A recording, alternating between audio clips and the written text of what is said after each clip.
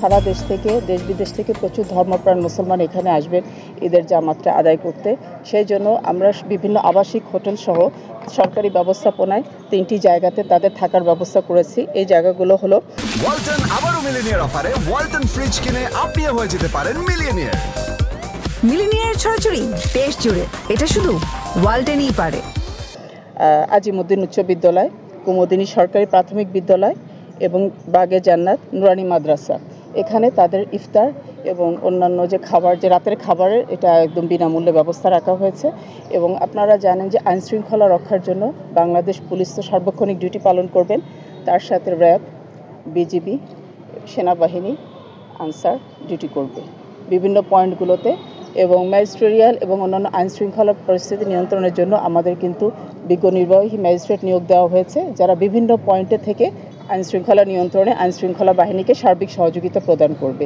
ঈদ উপলক্ষে বাংলাদেশ রেলওয়ে 2টি স্পেশাল ট্রেনের ব্যবস্থা করেছে, যার একটি ঈদের দিন সকালবেলায় 5:45-এ ময়মনসিংহ থেকে কিশোরগঞ্জ আসবে, আরেকটি সকাল 6টায় ভৈরব থেকে কিশোরগঞ্জের উদ্দেশ্যে যাত্রা করবে। এবং ঈদ জামাত শেষে এই ট্রেন দুটি 12টার সময় নির্দিষ্ট গন্তব্যস্থলে যাত্রীদেরকে নিয়ে যাবে। আপনারা জানেন যে বিপুল সংখ্যক মুসল্লি যেহেতু এখানে উপস্থিত হবেন, তাদের সুপেয় পানির ব্যবস্থা, ওয়াশরুমের জন্য আমরা জনস্বাস্থ্য প্রকৌশল এবং পৌরসভার সহায়তায় প্রয়োজনীয় ব্যবস্থা গ্রহণ করেছি।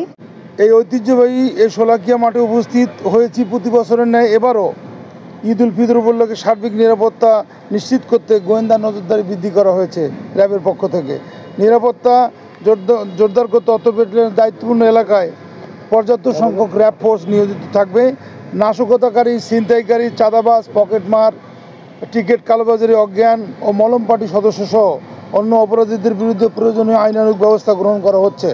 পবিত্র ঈদ ফিতর উপলক্ষে র্যাব 14 ব্যাটালিয়নের আওতাধীন এলাকার মধ্যে অন্যতম হচ্ছে কিশোরগঞ্জের ঐতিহ্যবাহী এই শোলাকিয়া ঈদগাহ মাঠ।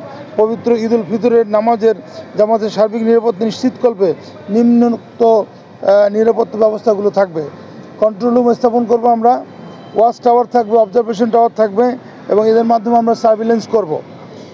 চেকপোস্ট, পিকেট ও মোবাইল টহলের মাধ্যমে সন্দেহভাজন ব্যক্তিদের গতিবিধি পর্যবেক্ষণ করব। ড্রোন এবং বাইনোকুলার সার্ভিস থাকবে আমাদের, সাদা পোশাকে গোয়েন্দা সার্ভিস থাকবে আমাদের, সিসিটিভি সার্ভিলেন্স থাকবে, স্নাইপার ও অন্যান্য নিরাপত্তা সরঞ্জাম থাকবে এবং স্ট্রাইকিং রিজার্ভ ফোর্স মোতায়েন থাকবে। প্রায় 6 লাখের মতো সম্মানিত মুসল্লিরা আসবেন। বিশাল একটা ফ্লো, তারা যাতে সঠিকভাবে আসতে পারে এবং নামাজ শেষে যাতে সুন্দরভাবে যাতে চলে যেতে পারে এবং সুষ্ঠু ট্রাফিক ব্যবস্থাপনার লক্ষ্যে আমাদের সেটাও বিদ্যমান। আমরা যদি বলে থাকি প্রায় আমাদের এভারেজে প্রায় 1100 মতো আমাদের ফোর্স বিভিন্ন জায়গায় ডেপ্লয়েড থাকবে সেটা। আর সেক্ষেত্রে আপনার পোশাকই থাকবে, সাদা পোশাকে থাকবে এবং ট্রাফিক ডিউটিতে থাকবে।